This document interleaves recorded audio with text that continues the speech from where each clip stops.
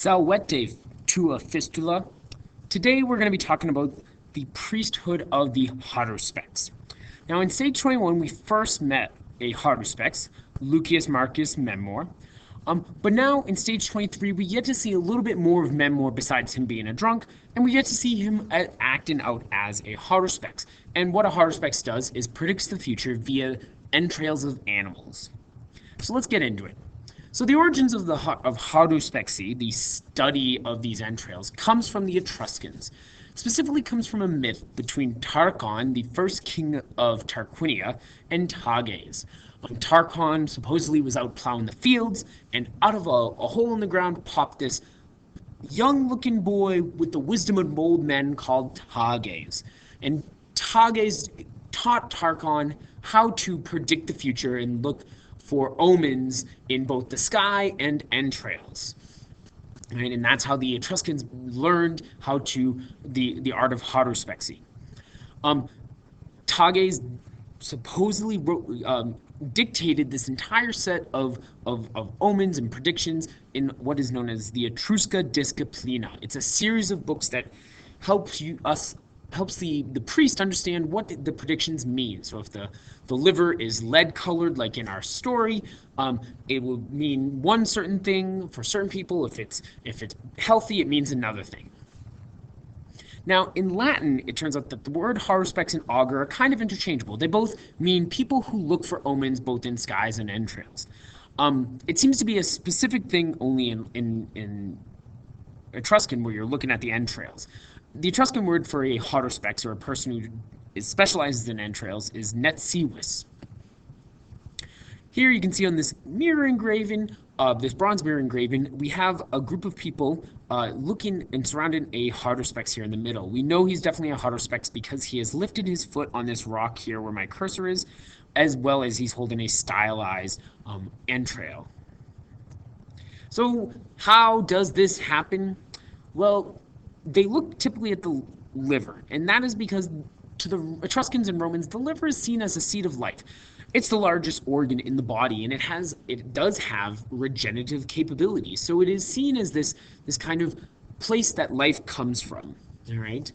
And so a person would ask questions, and these were typically before major enterprises were undertaken. Invasions, buildings, you name it. You're not going to ask a Haruspex to divine whether or not you should get pancakes or waffles for breakfast, but whether or not the Romans should continue to invade Caledonia, or if a temple should be built in a certain town. Those are more of the types of questions. Now, the health of the liver is seen as connected to the health of the inquirer. Definitely not the Haruspex, right? And therefore, if the inquirer is healthy, there's viability in the enterprise. As this discipline kind of grows and evolves and becomes more complicated, the liver is seen as a bit of a mini sky. Here you can see in this model of a liver, of a bronze liver from Piacenza, you can see that it's divided up and labeled with names of Etruscan deities. And so this is kind of, you would reference this liver to see, okay, well, there's a spot on this part of the liver, it must mean this certain thing. Now, the Haruspex is not like other priesthoods, which were used as rewards for Romans. It is a long apprenticeship. There's a lot to learn. Here, just to show you the size of the Piacenza liver, because it's always so fascinating. You see it in books and it looks huge, and then you get into the museums and you're like, oh, that's really small. So this is how big it actually is. This is pretty small. You can see the text down here. Now, so to the Roman continuation, the Romans are very superstitious as a culture. They consult all sorts of priests to make sure that the gods are very happy. And so Haruspex are just one aspect of it. They have their augurs, and they have all the Eastern religions. They have a whole bunch of people that they can consult. A couple of Haruspex do make it into the Roman literature. Spurina, which happens to be an Etruscan name, tried to warn Julius Caesar about the Ides of March. And then in our book, in stage 21 and 23, we have Lucius Marcus Memor, who was stationed at Aquae Sulis.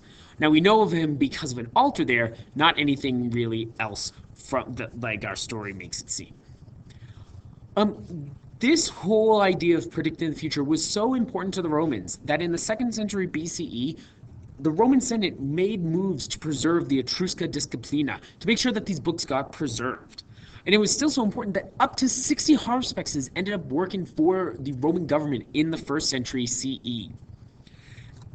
And still, to just show you how long-lasting these ideas are, and it's not like it's a trend come in and out and it's no longer a cool thing. In 410 CE, after all the Edict of Tolerance and Christianity becoming mainstream religion for the Romans, the Etruscan Haruspexes were called upon again to help try and predict good omens to deal with Alaric and his invasion and attack on Rome.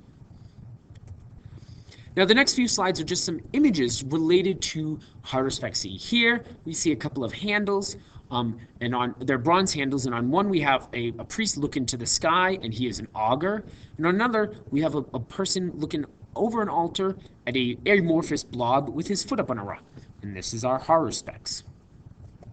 Here in our final mirror, we have again a Haruspex. We see again this foot on the rock. He's holding an amorphous blob over a table, and he has the inscription Kalkas.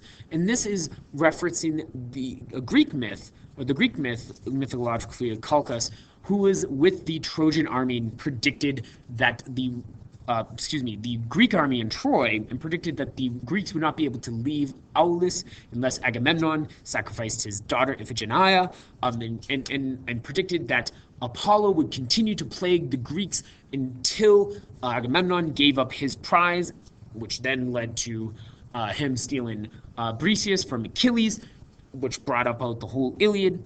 So we see a lot of different Haruspexes throughout all sorts of the Etruscan metalworking. So that's my video for today about Haruspex. If you have any questions, feel free to comment down below or ask them in class, and thanks for watching.